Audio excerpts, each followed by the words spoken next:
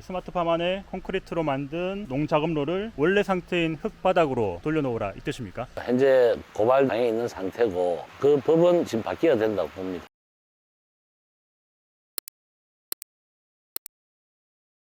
대표님 반갑습니다. 간단하게 자기소개 좀. 안녕하세요.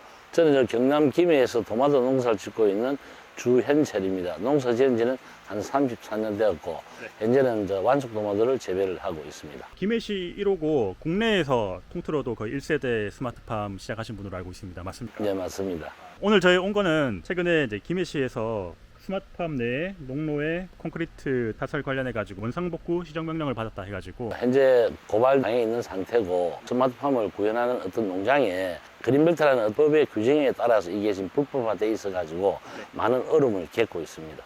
그 시정명령은 어떤 내용이었습니까? 글자 그대로 이제 그린벨트 내에는 이런 콘크리트 타설 허가나 행위를 할 수 없도록 되어 있기 때문에 그래서 이번에 그 이행 촉구 명령을 받은 상태입니다. 쉽게 말하면 이제 스마트팜 안에 콘크리트로 만든 농작업로를 원래 상태인 흙바닥으로 돌려놓으라 이 뜻입니까? 그렇죠. 일단 만약에 그렇게 됐을 경우에는 스마트팜을 구현하는데 상당한 애로가 있고 그 다음에 일꾼들이 기계를 갖고 사용을 함으로 해서 안정성을 담보 못하기 때문에 그 법은 지금 바뀌어야 된다고 봅니다. 이곳 스마트팜은 언제 만드신 거예요? 이쪽은 이제 2021년도에 착공해서 현재까지 농사를 짓고 있고 한 3년 되었습니다. 용도가 어떤 구역 위에 있는? 개발 제한 구역이죠. 여기는 농지 몇 평에 하우스가 몇 평입니까? 여기에 총 그 대지 면적은 2,250평이고 안에 이제 시설되어 있는 거는 2,100평. 이제 앞에 있는 콘크리트 면적을 빼면은 2,050평을 현재 재배하고 있죠. 실례지만 여기 토지는 자가이신가요? 임대이신가요? 임대죠. 워낙 그린벨트에는 특히 부산역에는 땅값이 비싸가지고 100만 원들 호가하기 때문에 우리 수익성이 취약한 농업인들이 자가로 상당히 힘든 부분이 많죠. 문제가 되고 있는 콘크리트 농로가 어디서부터 어디까지입니까? 여기 입구부터 해서 기계실 있는 데까지 해서 여기 한 4m 50 정도 되고 길이가 81m 정도 되거든요. 이런 스마트팜을 하는 데 있어서 이런 콘크리트 농로가 필수적인가요?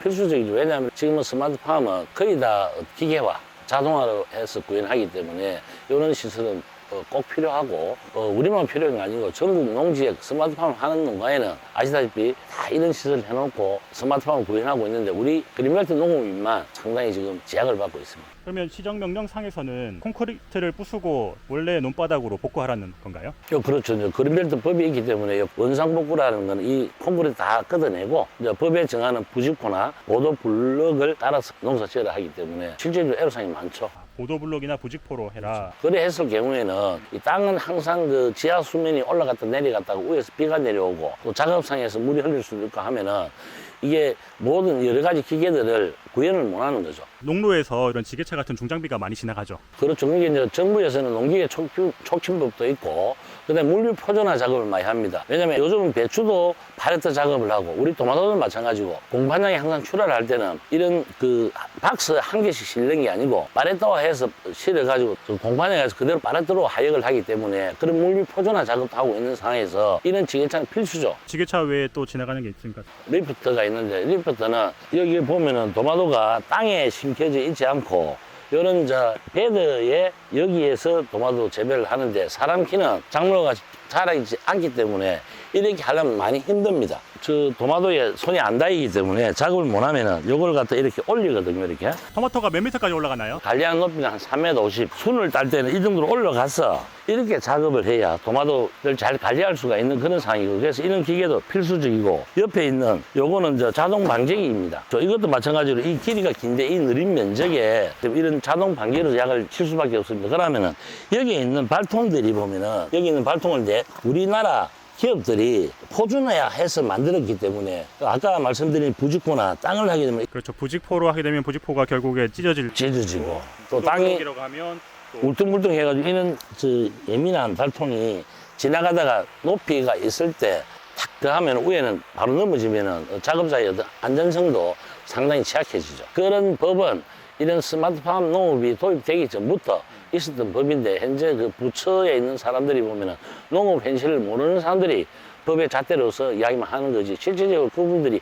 현장에 와서 보고 이야기 들어보면은 이거는 농로하고 똑같은 시설이기 때문에 분명히 이해가 될 건데 항상 뭐 바쁘다는 핑계로 법만 가지고 당신은 위배했으니 이걸 취하라 이렇게 하고 있는 거죠. 근데 실질적으로 우리가 요거 현재 통로가 농로가 똑같은 기능을 하는데 이거는 모락을 한다면 농사를 짓지 말라는 이야기와 똑같은 이야기입니다. 이 관련 법을 만들고 관리하는 데가 정부 부처 중에 어디인가요? 국토교통부죠. 정부 부처나 지자체 입장은 어떻습니까? 현재는 자기네들이 이제 법을 정하는 게 국회에서 정하기 때문에 아니면은 국토부 장관이 이 부분은 이제 시행규칙만 바꾸면 되는데 현재 있는 법으로만 공무원들은 판단하고 집행할 뿐이기 때문에 이렇게 실질적으로 농업 현실이 많이 바뀌고 있는데 법은 몇십 년 전에 지어진 법으로서 현재 들이대면 안 되는 거거든요. 앞에서 말씀드렸다시피 농림수산식품부가 이런 스마트 확산 정책을 펼 때는 국토교통부하고 그린벨트에도 이런 저런 부당한 부분이 있으니 이걸 개정해다오 라고 이야기가 돼야 되는 건데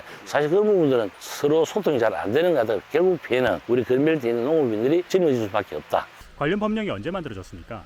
좀 정확한 연도는 모르겠지만 4, 50년 넘는 걸로 알고 있습니다. 시정명령 안에서는 이걸 언제까지 원상복구하라는 건가요? 정해진 절차가 있는데 처음에 이제 이행명령을 내리고 네. 이행촉구를 내리고 맞으면 이제 그 검찰에 고발을 하는데 현재까지는 2차 이행촉구 명령까지 제가 공문을 받은 상황입니다. 이행강제금은 얼마나 나옵니까? 대충 계산하면 한 1,000한 몇백만 되겠더라고요. 아, 이게 면적에 따라 다른 그렇죠. 면적에 따라 산출공식이 있고 그게 1년에 한 번씩 나오는 건가요? 1년에 한 2번 정도 계속 없어질 때까지는 계속 이행강경 물어야 되죠. 농장 대표님의 입장은 그린벨트 개발 제한 구역 안에서 어디까지 허가 범위를 허용해야 된다고 생각하십니까? 제일 좋은 카드는 행위 허가를 해주는 걸로 나중에 우리가 이런 이제 목적 외에 이게 필요 없을 때는 원상복구를 우리 농장주들이 직접 하게 하는 게 제일 바람이죠.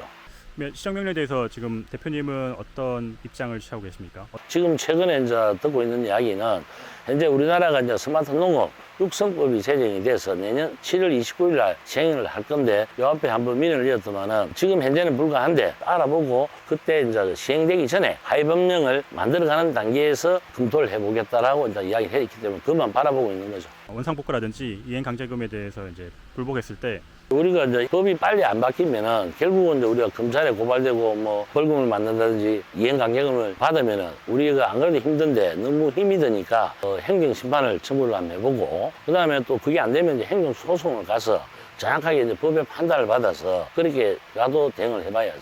그렇게 했을 때 기대할 수 있는 부분이 있을까요?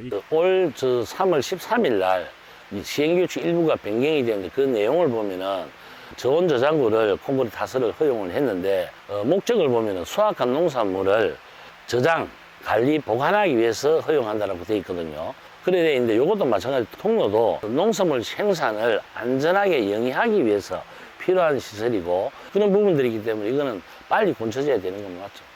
요 관련해 가지고 농림부나 국토부에 질의하신 부분이 있습니까? 어떤 답변을 받으신 게 있나요? 일단 옛날에 요 문제가 하도 억울하고 해서 KNN 부산방송국 기자가 또 취재를 해서 그 기자는 이제 우리 이야기를 다 듣고 일방적으로 보도를 하면 안 되니 관련 기관인 농림부에다가 전화를 해서 관련된 공무원하고 통화를 하는데 기자가 이런 내용이 있는데 어떻게 생각하냐고 물어보니 그런 사람들이 그린벨트 내에 투기 목적으로 들어와서 농사를 짓는데 왜 우리 농림부에서 그 법을 바꿔줘야 되냐고 답변이 그리 나와가지고 그때 방송을 보니까 그 타이틀이 탁상행정이라고 적어놨더라고요. 그 정도로 이제 우리 현재 농림수산식품부가 스마트팜 관련 부서만 이 스마트팜에 대한 내용을 잘 알고 농지법 관련된 그런 공무원들은 이런 스마트팜에 대한 부분을 정확하게 인지를 못하고 있는 듯한 느낌을 받았고 최근에 뉴스를 또 많은 사람들 다 알겠지만 원희룡 국토부 장관께서 텔레비에서 나와서 하시는 말씀이 그린벨트를 강함히 풀겠다고 이야기를 하고 있는 와중에 정작 농지의 주인은 농업인인데 농업인은 이런 조그마한 법 때문에 고충을 겪고 있고 일례로 우리 지역만 하더라도 여기에서 한 1km 남짓 떨어진데 김해평야에 100만 평이라는 부지에다가 이때까지 우리 농업인들이 할 수 없던 시설들을 국가가 일방적으로 선포를 하게 되면 우리는 할 수 없지만 바로 옆에서는 우리 할 수 없는 걸 다 하고 있다. 대동 첨단 산업단지 그렇죠. 말씀이신가요? 그 산업단지는 그린벨트를 해제해서 만든 그렇죠. 산업단지입니까? 네네. 우리는 스마트팜 해락해서 이런 시설들을 다 해서 농사를 열심히 짓고 국민한테 좋고 안전한 먹거리를 제공하는 이거는 억울하지 않습니까 우리가? 아까 기자분이 문의하니까 농림부에서 땅 투기 목적으로 그린벨트를 왜 풀어줘야 되냐 했는데 대표님 여기서 농사 몇 년 하셨죠? 지금 34년 되었습니다. 김해에서 34년 하셨습니까? 그리고 이 땅이 자가가 아니라면서 자가 아니 임대동이죠. 설령 집가 상승이 된다고 해도 임차농이니까 실질적으로 이게 농지를 매입하기는 상당히 힘들죠. 오늘 말씀해 주셔가지고 고맙습니다. 아, 예, 고맙습니다. 네.